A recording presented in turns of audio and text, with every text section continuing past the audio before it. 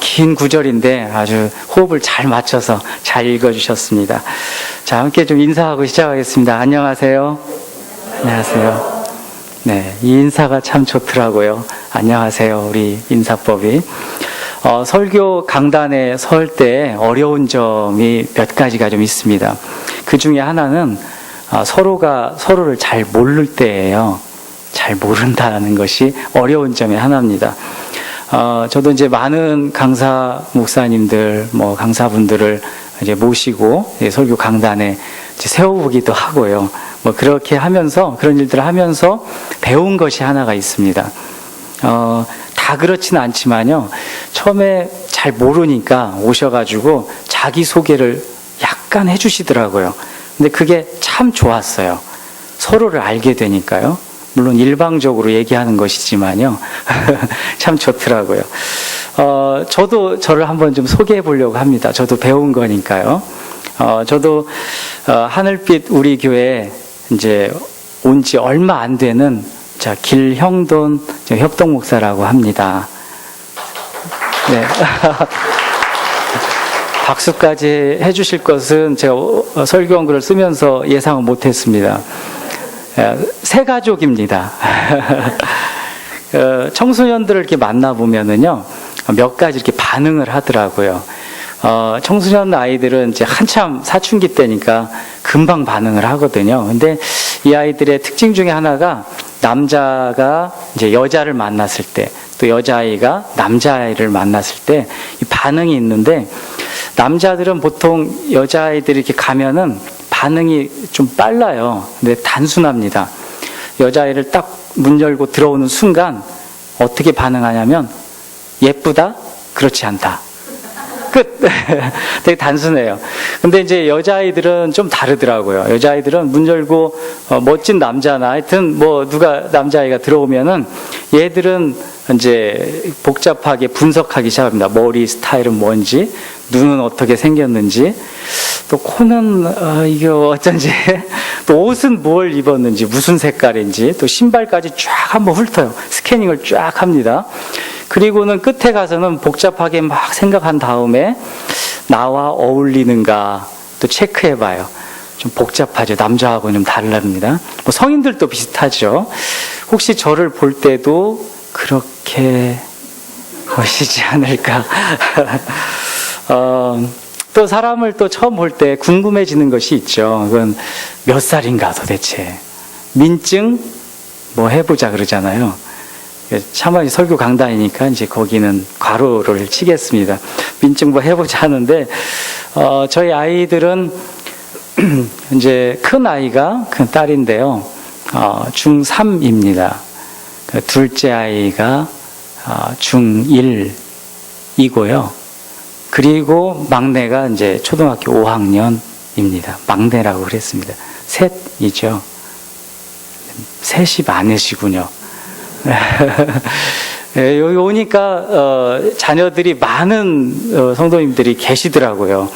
전에 살던 곳에서는 1명 또는 많아야 2명 이래서 3명 하면은 다 막 이러고 어디 동물원에서 온 것처럼 이렇게 쳐다보시고 막 그랬는데, 동탄에 오니까 꽤 많은 자녀들을 또 양육하고 계시더라고요. 4명, 5명도 제가 들었습니다. 네. 못 보셨죠? 네, 들었어요. 저도 못 봤어요. 듣기만 했습니다. 조금 더 제 소개를 하면, 저는 늦게 부르심을 좀 받았습니다. 늦게 주님께서 부르심을 제가 듣고, 늦게서야 신학을 하고, 늦게서야 또 목사 안수도 받았어요. 그리고 지금도 늦게 또 시작했기 때문에 지금도 여전히 공부를 하고 있습니다. 사람은 하여튼 사람이든 또는 환경이든 영향을 주거나 또는 받거나 이렇게 하고 살잖아요. 저도 많은 존경하는 분들 통해서 또 영향을 받거나 또는 아이들 만나고 많은 성도님 만나면서 또 알게 모르게 영향도 주면서 또 살았던 것 같습니다. 근데 저도 이제 직간접적으로 영향을 받은 분들이 많이 있는데, 그 중에 또 우리 하늘빛 우리 교회와 직접적으로 연결되어 있는 분이 또 계시죠. 좀 가면은 이제 왕재천 담임 목사님 계시잖아요. 처음 듣는 것처럼 보시네요. 굉장히 딱딱하죠. 어색해서 그렇습니다. 잘 모르기 때문에 그러세요. 서로가요. 그런데 이제 조금 더 거슬러 이제 더듬어서 가보면 이제 분당 우리 교회도 있겠고요. 또 조금 더 거슬러 올라가 보면 이제 서초동에 사랑의 교회 있겠고, 조금 더 거슬러 가면 이제 옥하는 목사님이 계시지 않습니까? 저도 이제 옥하는 목사님 사실 생전에 좀 뵙지는 못했어요. 화면으로만 보고, 책으로만 보고, 글로만 봤지, 직접적으로는 뵙지는 못했습니다. 그러나 이제 간접적으로 영향을 크게 받은 사람 중에 한 사람이라고 보시면 좋습니다. 저도 이제 이 옥하는 목사님이 평전을 쓰시는 이제 분을 압니다. 이제 그분이 이제 평전을 지금도 쓰고 계신데요. 출간을 아직 못 하셨더라고요. 근데 이분이 이제 글을 하나 같이 좀 나누자고 돌려주셨어요. 근데 그 글을 보면서 제가 큰 깨달음을 얻었어요. 어떤 거였냐면 그 옥하는 목사님께서 살아 생전에 돌아가시기 직전까지, 거의 직전까지 아주 두꺼운 책, 저도 제 집이 있거든요. 굉장히 두꺼운 책을 보셨더라고요. 이 교회사 책을 끝까지 이렇게 보시면서 틈만 있으시면 책을 보시고 또 글 쓰시고 번역도 또 하시고 뭐 그런 일들을 하셨어요. 이제 저는 총신 출신은 아니지만요. 이제 총신 대학에 5가지 이제 그 뭐랄까요, 이제 목표가 있지 않습니까? 뭐 신자가 되라, 뭐 전도자가 되라 등등 이렇게 있습니다. 있는데 그 중에 하나 이제 학자가 되라는 게 있어요. 그래서 저는 이제 총신의 그 5가지 모토를 보면서 마지막 이제 그 학자가 되라는 건 조금 뒤로 접어놨었습니다. 접어놨는데 옥 목사님의 글을 보면서 제가 충격을 먹었어요. 이분이 젊으셨을 때부터 마지막까지 주님 앞에서 이렇게 몸부림을 치시면서 정말 그리스도인으로 사시려고 무던히 애를 쓰시는 과정 중에 하나가 끝없이 공부하시고 끝없이 그런 어떤 지적인 목마름들, 그것을 또 어떻게 교회에 또 적용하고 우리 성도들과 나눌까, 이거에 대해서 고민하셨다는 것에 대해서 큰 충격을 먹었어요. 사실은 뭐 한 해머로 하나 딱 얻어맞은 느낌이었어요. 그래서 제가 그 글을 읽으면서 크게 회개를 했습니다. 그래서 적당히 살려고 했는데, 목사 한 수 받으면서도 목사라고 하는데 그냥 적당히 좀 살려고 했는데 이건 아니구나 싶어서, 그리고 나서는 저의 삶의 방향, 또 그리고 사는 방법, 이런 부분들을 상당량 많이 수정하고 바꿨습니다. 어떻게 사는 것이 잘 사는 것인가, 어떻게 살아야 하는가, 이런 많은 답과 해답들을 그 하나의 지금의 이야기를 통해서 굉장히 많이 깨닫고 교훈을 얻고 저의 인생도 이렇게 바꿔나가고 있습니다. 우리 성도님들께도 한번 여쭤보고 싶습니다. 뭐 잘 살고 계시죠? 인생의 표대는 뭐 든든하게 잘 세우고 계신 거죠? 네. 냉무. 네, 잘 세우고 계시리라 생각합니다. 뭐 수요 예배까지 나오시는 열정이라면. 우리 사회에는 이 사람이 사람답게 살아가기 쉬운 구조가 아닙니다. 특히 그리스도인들에게는요, 이 세상 구조가 이 보통이 아니죠.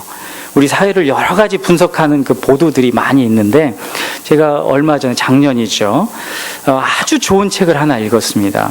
이 정재영 교수라고 하시는 분이 이제 사회학을 공부하신 분이세요.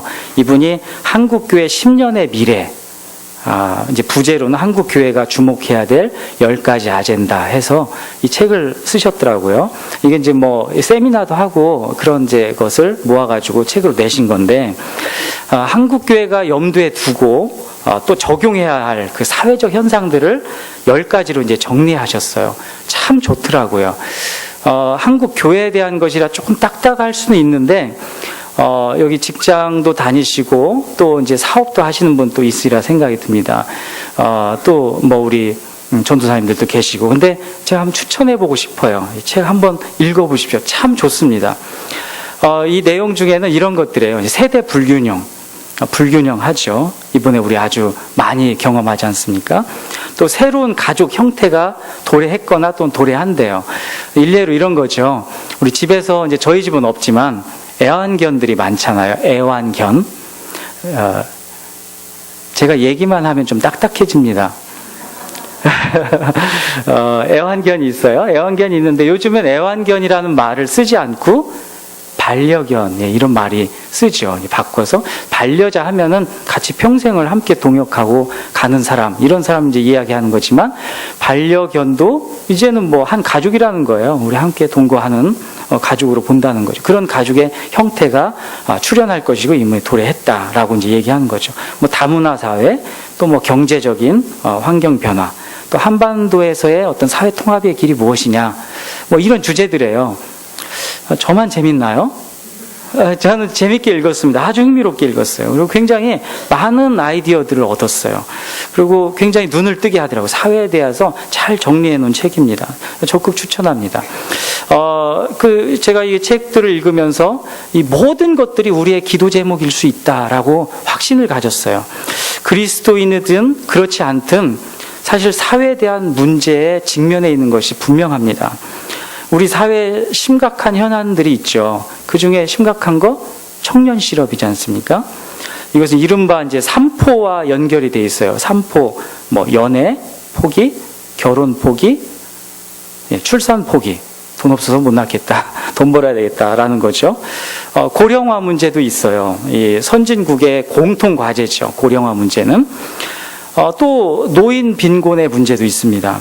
당면 과제죠. 노인 자살률이 전체 우리나라 인구 자살률보다 높대요. 또 연금, 고령, 어떤 고령 인구의 삶의 질, 또 노동 인구 감소, 생산성 하락, 경쟁력 약화, 이런 뭐 우리 표면화된 것들 많이 들었지 않습니까? 고령화와 다 연결이 되어 있습니다. 모두가 다 연결이 되어 있어요. 근데 중요한 건 뭐냐면요. 제가 재밌는 책을 또 생각해냈어요. 토마스 모어라는 분이 있어요. 1516년에 책을 썼습니다. 1517년이 종교개혁이 일어났던 시기죠. 1년 전에 책을 썼는데, 일부를 썼는데, 유토피아라는 책이에요. 다 아시죠? 유토피아. 안 읽어보셨어도 제목은 다 들어봤어요. 1516년에 쓴 책에 이 내용이 있어요. 고령화 문제, 노인 빈곤, 양극화 현상. 어떻게 해야 될 건가? 이거에 대해서 꼬집는 책이죠. 사람이 사는 것은 동서양을 막론하고요. 이 동일한 문제가 있습니다. 먹고 사는 문제. 어떻게 먹고 살아야 될 것인가? 기초 생계가 위협을 받으면은 전체 사회가 불안해집니다. 그래서 절대 빈곤이라는 건 어떻게든 막아내야 돼요. 그래서 뭐 복지라는 화두는 우리가 뭐 이제는 공통의 화두가 되었습니다. 뭐 누구도 부인하지 않죠. 성경에서도 마찬가지입니다. 절대 빈곤 어떻게든 막아야 된다는 거예요. 사회적 그 갈등과 혼란, 개인적 염려, 근심, 또 이 어둠 속 같은 이 시대를 우리가 사는 이 모든 것들 가운데 우리가 그러면 어떻게 살아야 될 것인가? 이 많은 현안들을 두고 그런 질문을 우리가 던지게 돼요. 고민이 됩니다. 그러나 이제 그리스도인들은 더 심각하게 고민하게 되죠. 심각하게 더 고민해야 됩니다. 그러나 저는 이제 현실이 그렇지 않다고 생각이 들어요. 모두가 다 그렇지는 않지만요. 이렇게까지 교회가 힘을 잃는 것을 보면은 사실은 적당히 사는 경우가 훨씬 많아졌다는 것을 부인할 수 없을 것 같아요. 말씀드렸잖아요. 저도 적당히 그냥 목사하지. 적당히 그냥 살면 되겠지. 이렇게 생각을 했던 것이죠. 문득 적당히라는 단어를 제가 쓰지는 않았지만 제 인생 가운데 뭔가 적당히 그냥 이거 하지 뭐 이런 생각을 해냈다는 거죠. 왜 그럴까 생각을 해봅니다. 세상에 속하지만 하나님 백성이라는 이 본질적 물음에 대해서 답할 용기가 없는 거예요. 본질적 물음에 대한 답으로 삶을 살아낼 수 있다라는 확신이 안 드는 거예요. 하나님 백성으로서 그 정신과 이 가치, 그런 삶을 살아가야 한다는 그런 확신에 찬 이 본질적인 물음과 확신 있는 답변을 우리가 주저하고 있다는 거예요. 동의하십니까? 네. 전 좀 무거운 설교만 합니다. 재미없다고 그래요. 계속 찌르고 그러니까. 제 자신을도 막 찌르고 그러니까요. 오늘 이런 물음에 대해서 성경에서 귀중한 답을 주세요. 오늘 읽은 이 예레미야 35장은 좀 길긴 하지만요, 다 읽었습니다. 유다가요, 완전히 망가지기 바로 직전에 주신 하나님 말씀이죠. 예레미야 선지자가 이제 기록했지 않습니까? 아시리아, 이 남쪽으로 이제 바벨론, 이런 강대국들의 다툼의 혼란 속에서 살았던 그 선지자가 예레미야 선지자예요. 유다가 이집트와 이 바벨론의 식민지가 되었다가 또 다시 독립했던 그 시대도 경험했던 선지자가 또 예레미야예요. 또 예레미야가 살았던 이 시대는 그 유다의 마지막 4명 지도자, 요시아의 그 세 아들과 이 손자, 4명의 아들이 4명의 아들과 손자가 통치할 이 시기에 또 같이 살았어요. 얼마나 복잡하고 막 혼돈된 시대에 살았던 걸 알 수 있는 거죠. 또 하나, 이 사회 문제, 경제 문제, 또 이 문화 문제, 그리고 주권을 이제 완전히 우리의 주권이 아니고 완전히 남에게 내어줘야 될 그 시대적 목전에서 이제 그것을 봐야 했던 직전에 살았던 선지자가 이제 예레미야죠. 대략 주전 한 627년에서 626년으로 잡는 학자들도 있는데 그 정도입니다. 근데 예레미야는 하나님의 말씀을 듣고 사람들을 모아요. 오늘 말씀이죠. 중요한 지도자들을 모읍니다. 이리 오십시오. 당신도 좀 오시고요. 중요한 사람들이니까 좀 오십시오. 우리 좀 자리를 만들었습니다. 불러 모으는 거예요. 근데 그 자리의 주인공은요, 레갑인들이에요. 레갑 사람들이 주인공입니다. 그때 사회 정화 상황이 어떠했는지를 성경은 이 모임을 통해서 정확하게 딱 짚어내세요. 하나님은 이 사람들을 딱 모아놓고 어떤 문제가 있고 이걸 어떻게 해결해야 되는지의 그 초점을 딱 짚어내세요. 그것이 이제 4절 말씀인데요. 4절 말씀에 이렇게 나와 있어요. 여호와의 집에 이르러 익달의 아들 하나님의 사람 하난의 아들들의 방에 들였는데 그 방은 고관들의 방이었지요. 문을 지키는 살룸의 아들 마아세야의 방 위더라. 아멘. 이렇게 표현을 했습니다. 좀 복잡하게 얘기했어요. 익숙하지 않은 이름들 많이 나오고. 하나님의 사람 하나는 선지자예요. 그 성직자입니다. 지금 얘기하면 그 방으로 몰아 넣는 겁니다. 근데 그 옆방은요, 이 고관들이 어떤 자리하는 그 방이에요. 성직과 관련된 사무적 중요한 사무 업무를 보는 그 방이 바로 옆방에 있어요.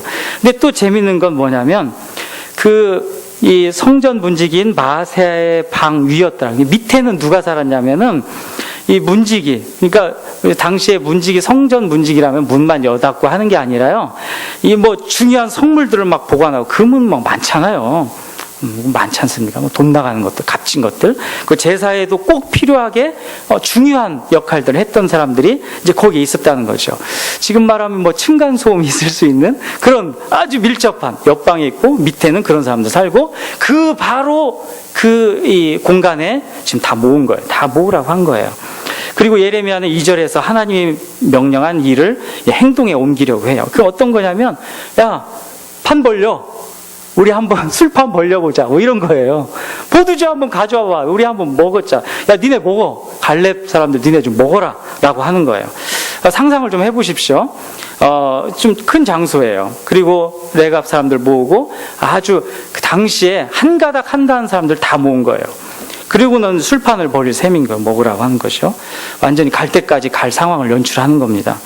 하나님 가끔은 이상한 일을 시키실 때가 있으세요. 그것을 이제 방치하거나 일부러 그 지경까지 몰아가실 때가 있으세요. 그러면 그때는 빨리 무슨 의미인지 알아채야 돼요. 눈치가 좀 빨라야 돼요. 하나님은 이거다!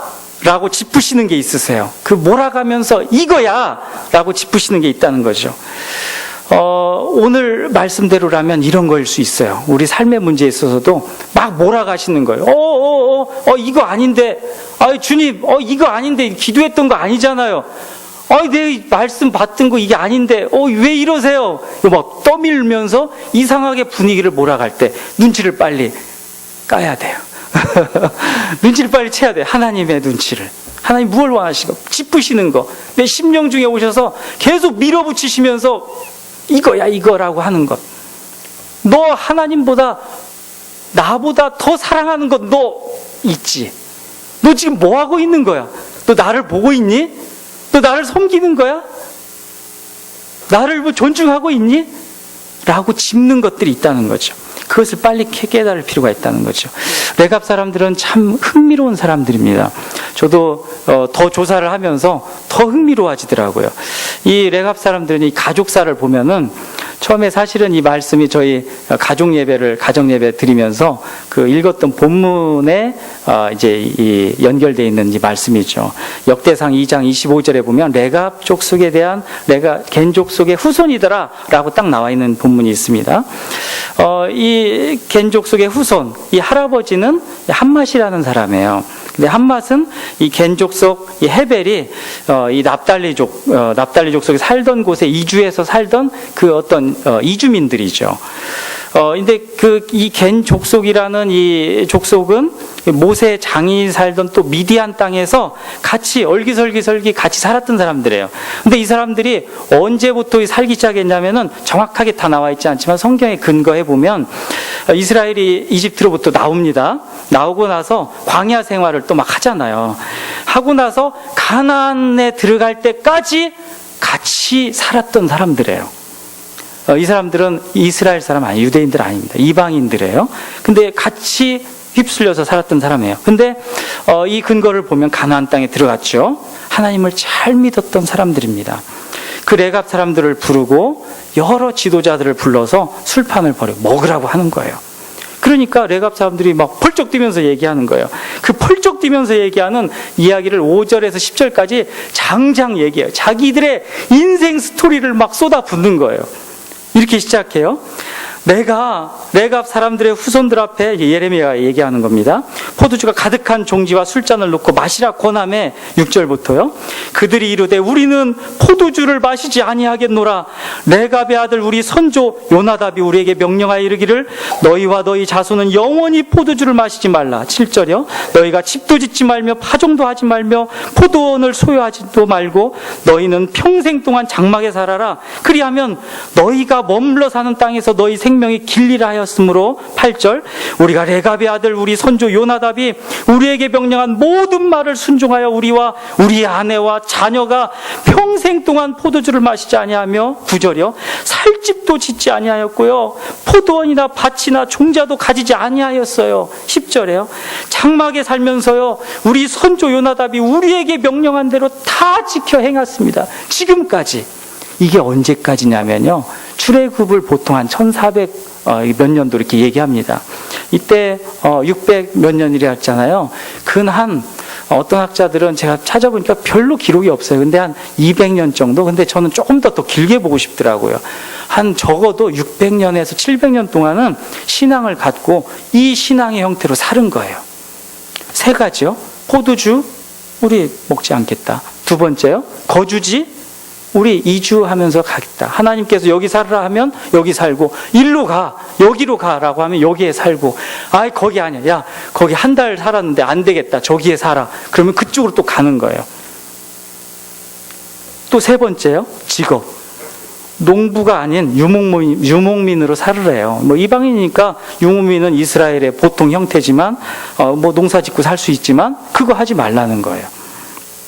저는 이 말씀을 좀 묵상하면서 이런 생각이 들더라고요. 어떻게 이 사람들이 어떻게 여기 살다가 한 2년 정도 이 아파트에서 살다가 저기로 또 가라고 하는 걸 어떻게 알았을까? 어떻게 알았을 것 같아요? 뭐 간단하죠. 하나님 말씀 들은 거죠. 하나님께서 말씀하셨고 이들은 들은 거예요. 간단한 원리지 않습니까? 어떤 소유하는 것.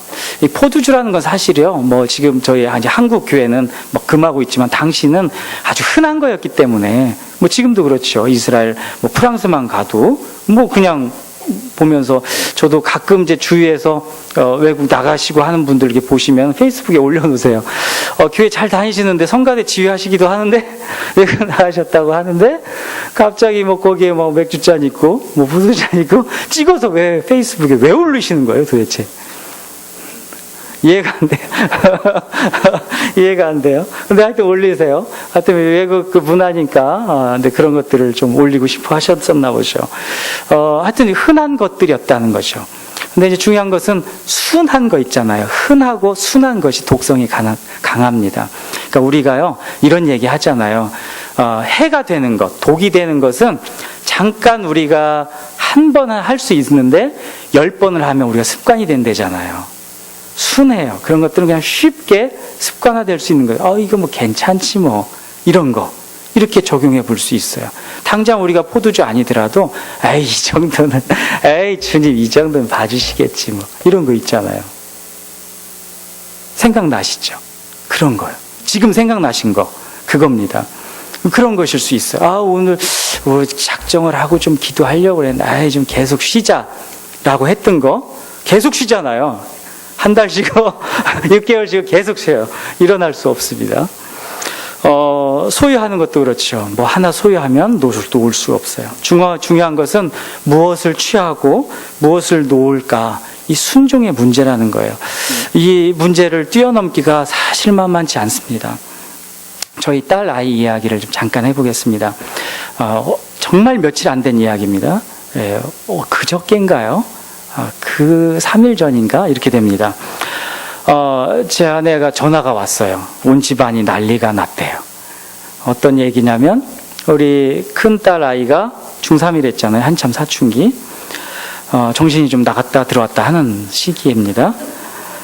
얘가 이제 요즘 아이들은 핸드폰이 스마트폰이 자기 분신이잖아요. 이거 박살낸다, 이거 게임다, 뭐 그러면 애들이 막 미치잖아요.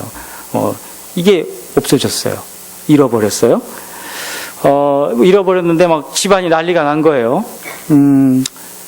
난리가 났는데 제가 이렇게 얘가 막 그 난리를 치는 거 보니까 아이고 목살 딸도 별 볼 일 없구나 그런 생각이 들어요. 좀 긍휼한 마음으로 봐주세요. 근데 어쨌든 소중한 것을 잃어버리고 나니까 아무것도 못하는 거예요. 코가 쑥 빠져 있어요. 뭐 시무룩해요. 집에 가보니까 시무룩해 있어요. 어쩔 줄을 몰라요. 그래서 근데 저는 제 아내에게 전화통화상으로 그랬어요. 속을 아니고 제 아내에게 잘 됐다. 에이 잘 됐다. 근데 그게 스마트폰 비싸잖아요. 근데 개월수도 좀 남아있어요. 하나도 아깝지 않더라고요. 그 개월수 남아있는 거 잃어버려서 못 찾아도 그거 돈 나가는 것도 하나도 아깝지 않더라고요. 해악이 있잖아요. 해악이. 근데 어쨌든 잃어버렸으니까 신고했어요. 뭐 분실 신고도 하고 파출소에도 신고하고, 요즘엔 또 파출소에 신고하면 또 오기도 하더라고요. 연락이. 뭐 그거 듣고 이제 저도 그렇게 했습니다. 그리고 밤이 되었어요. 애가 좀 이상해요. 수상해졌어요. 책상에서 안 일어나요. 그래서 흘낏 봤죠. 뭐 하나? 엄마는 야 이 녀석아 빨리 뭐 양치질하고 뭐 어째 막 이렇게 막 소리 지르는데 저는 흘낏 봤어요. 그랬더니 얘가 뭐라고 있나 봤더니만 그날 큐티 본문 말씀을 보고 있어요. 정신이 왔다 갔다 한다고 그랬잖아요. 사춘기는. 그러니까 얘가 매일 큐티 말씀을 보는 건 아니에요. 정신이 좀 돌아온 거예요. 그때는. 근데 큐티 말씀 보고 있어요. 그리고 나서 가정 예배를 이제 드리게 됐는데 그 끝에 얘가 뭐라고 얘기하냐면 내가 순종하지 못했대요. 내가 순종하지 못했다는 것을 발견했대요. 자기가 순종하지 못했대요. 물론 제가 스토리를 알아요. 뭘 얘기하려는지. 근데 제가 참 그 얘기를 듣는데 기특하더라고요. 얘가 그 본문 말씀, 저하고 똑같은 본문 말씀이거든요. 어차피 똑같은 내에서 나온 걸 보는 거니까. 근데 거기에서 순종이란 단어를 찾았다는 게 너무 기특하더라고요. 정신이 제대로 돌아오고 있구나. 내일은 또 어쩔지 모르지만, 내일은 어떻게 미쳐갈지 모르지만 정신이 돌아온 거예요. 참 기특했어요. 순종이라는 거. 참 순종이 귀한데 그거 하나 소중한 거 잃어버린 걸 통해서 순종을 찾아냈다는 것이 너무 기특하고 귀하더라고요. 그리고 기도했어요. 그리고 마쳤어요. 근데 다음 날 연락이 왔대요. 제 아내가 또 전화 왔어요. 찾았대요.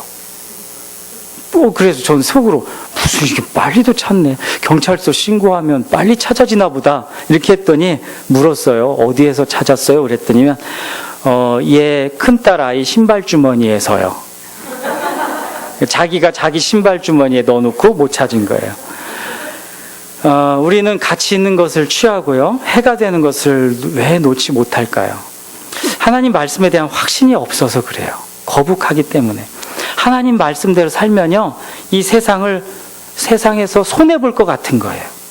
좌절할 수 있을 것 같아요. 고통받을 수 있겠다는 생각이 가득 차는 거예요.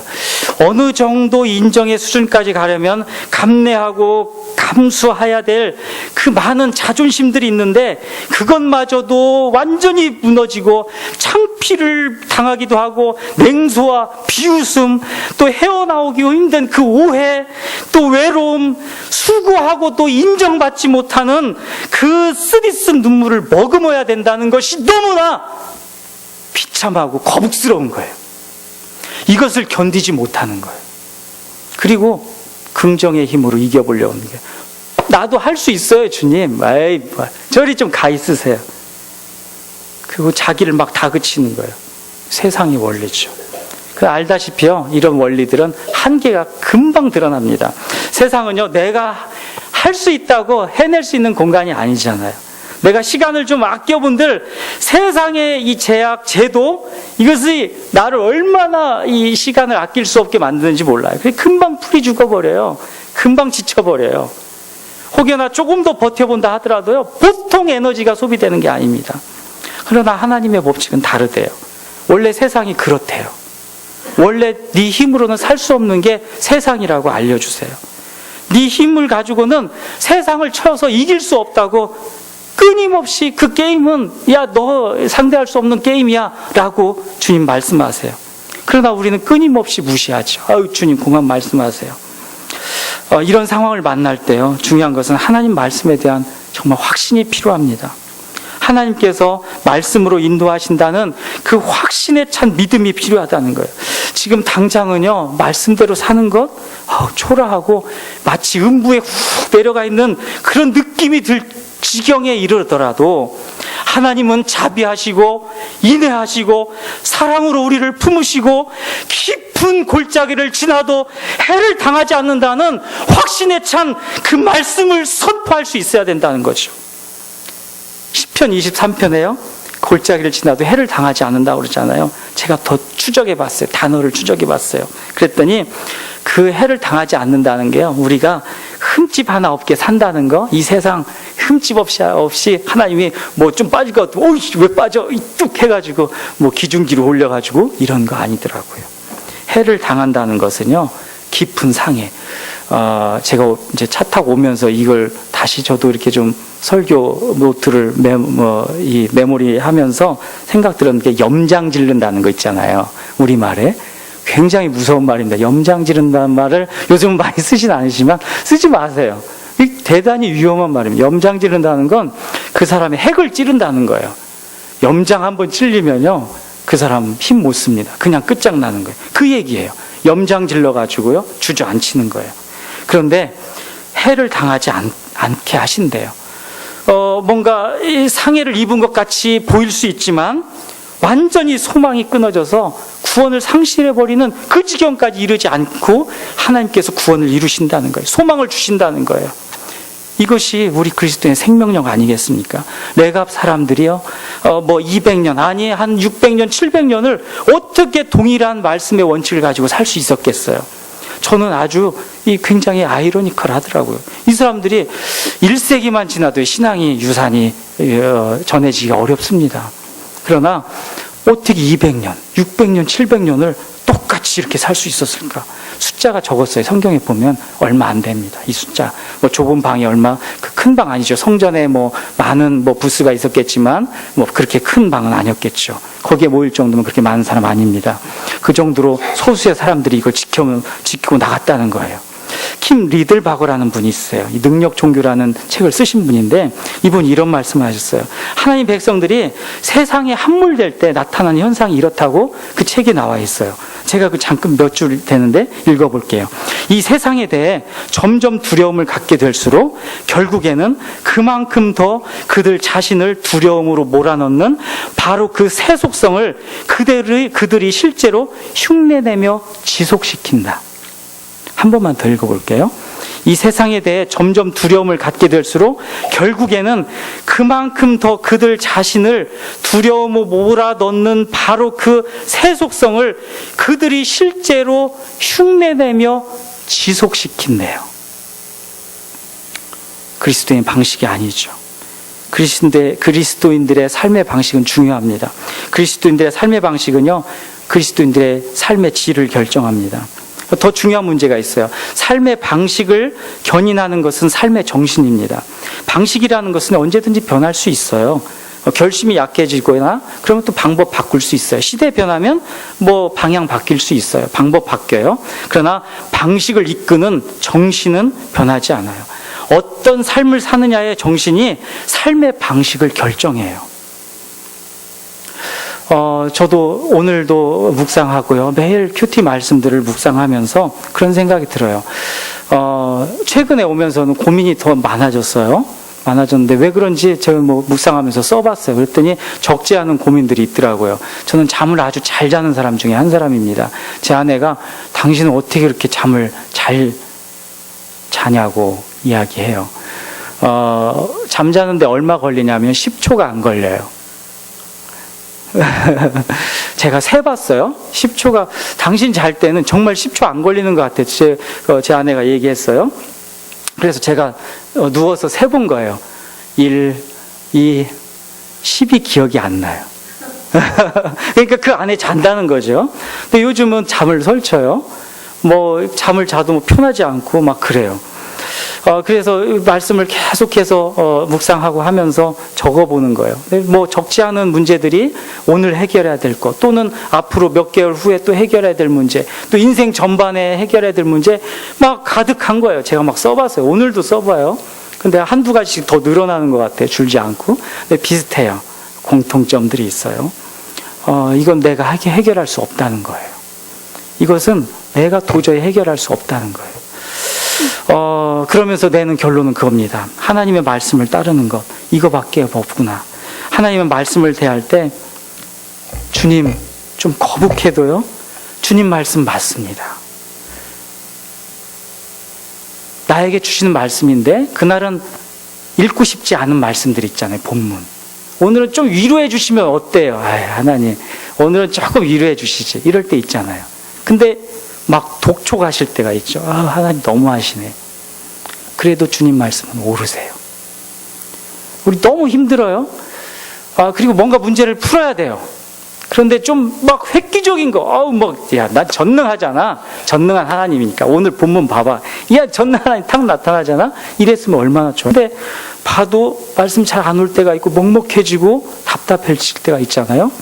그래도 주님 말씀 오르세요. 주님 말씀 맞으세요. 말씀 안 하실 때도 있죠. 침묵하실 때도 있어요. 저도 큐티 하면서 배운 세 가지. 주님은 이렇게 응답하시죠. 예스냐? 노냐? 또는 wait. 기다려라. 응답 안 하시는 거예요. 말씀 안 하시는 거예요. 근데 다 오르세요. 다 오르세요. 다 뜻이 있는 거예요. 왜냐하면 하나님 말씀은 우리를 살리는 거기 때문에 그래요. 주님 말씀은 과거와 현재, 우리 미래를 이끌어 가십니다. 우리 성도님들 여기 나오셨는데 조금 힘드실 수도 있어요. 조금 답답하실 수도 있어요. 또는 세상이 더 하나님보다 더 커 보일 수도 있습니다. 그러나 주님은 세상보다 더 크십니다. 주의 말씀은 세상이 옳다 하는 것 아니요. 주님 말씀이 오르세요. 주님 오늘 옳은 방향으로 가고 싶지만 왼 방향으로 가거라고 말씀하셔도 그것이 오르세요. 그것이 우리의 사는 방법입니다. 그리스도의 능력이에요. 그것이 그리스도인의 가치예요. 그 그리스도인들이 세상을 뛰어넘을 수 있는 능력이고 그것이 바로 옳은 삶의 방식이라는 것 우리 마음에 새겼으면 좋겠습니다.